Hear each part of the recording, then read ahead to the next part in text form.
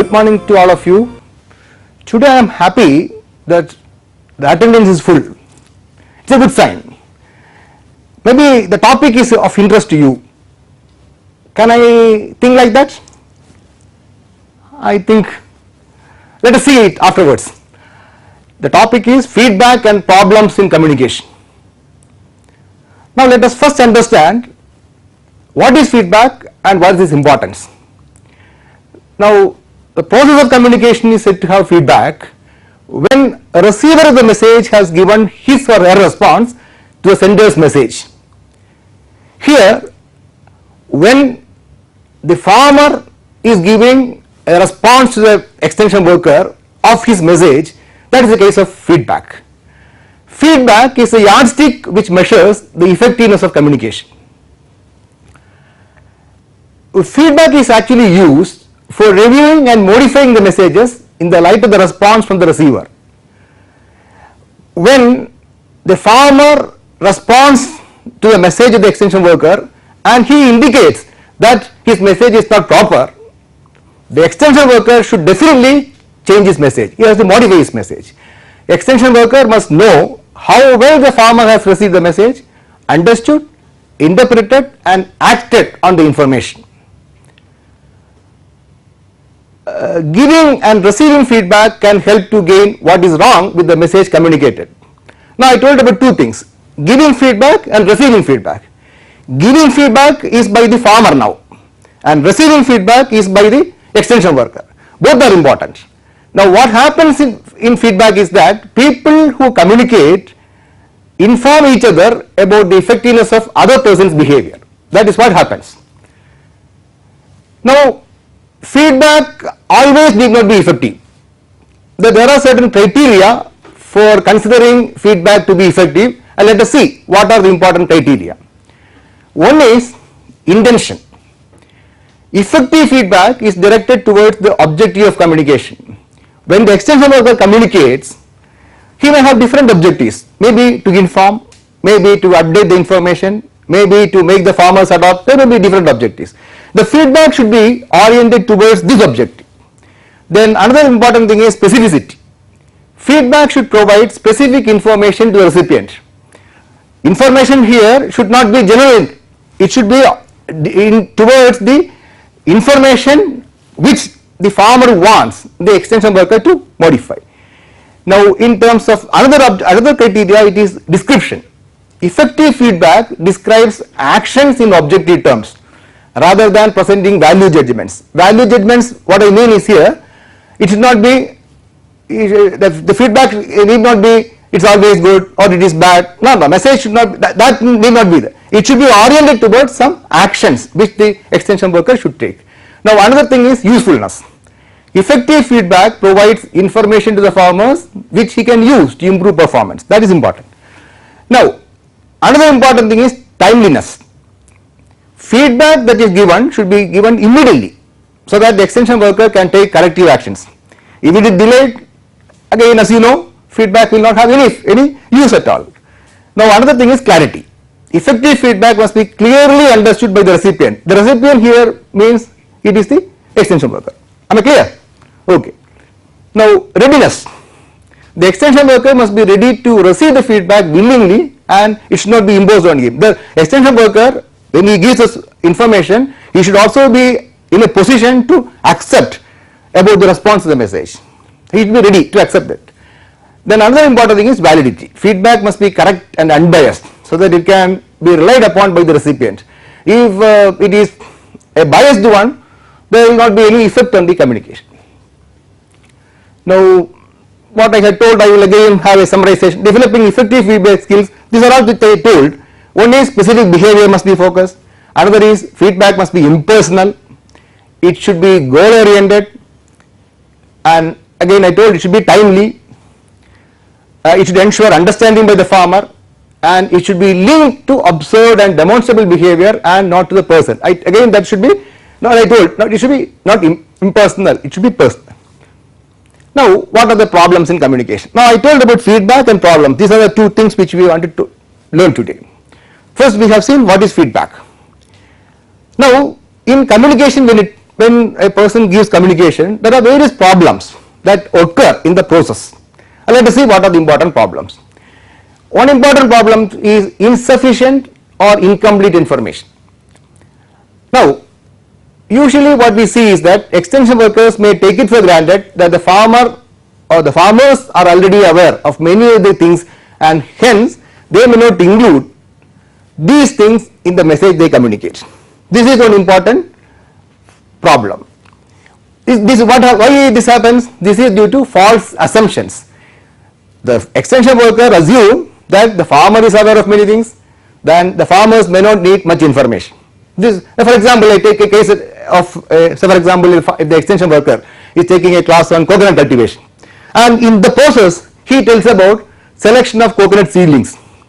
He tells good quality coconut seedlings should be used, but there are certain criteria for selection of good quality coconut seedlings. If he misses this, if he is not covering these, it is a problem in communication. Now, another problem is information overload. First I told incomplete information. Now, there are cases where the extension worker may provide too much information without any thought as to whether it is needed or not, which is a problem. Now, this is actually a problem of judgment. What is needed and what is not needed. Too much information can create problem to the reception and understanding of information by the farmers. This is one thing which we have to understand. Now, again I tell the case, say example, coconut cultivation I told. Here there are various methods of planting coconuts, square, rectangle, so many methods. Now, if the extension worker gives all these to the farmers will be confused. Here what is needed is only the relevant methods which are appropriate to the situation that should be told. Am I clear to you? Okay. Now, overconfidence of the source is very important.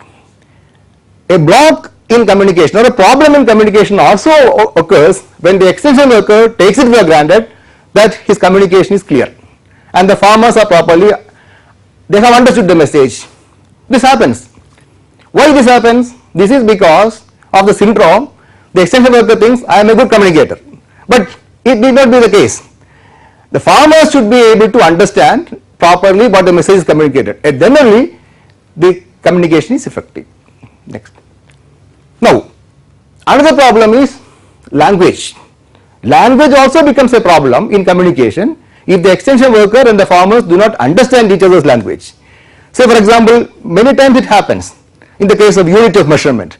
The extension worker will be telling in terms of meter, centimeter, etc. The farmers will have their own measures. These should be linked.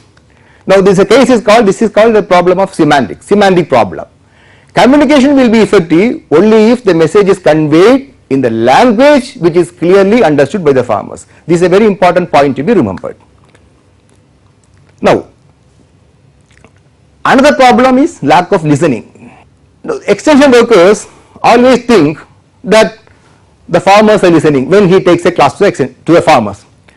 That need not be the case. The farmers may not be properly listening while the extension worker will be communicating. He will be delivering his message or he will be communicating to the farmers. This is actually a case of or a problem of pseudo listening or inactive listening, inattentive listening by the farmers. This should be overcome. How this can be overcome? The extension worker should actually communicate to the farmers and they should understand how they are receiving the message, how they are receptive. If there is some lack or some slack, immediately there should be some mechanism to overcome this, and the extension worker should see that the farmers are properly motivated to listen. He can stop the class, he can have some questions asked, so many things are there. This is how it should be remedied.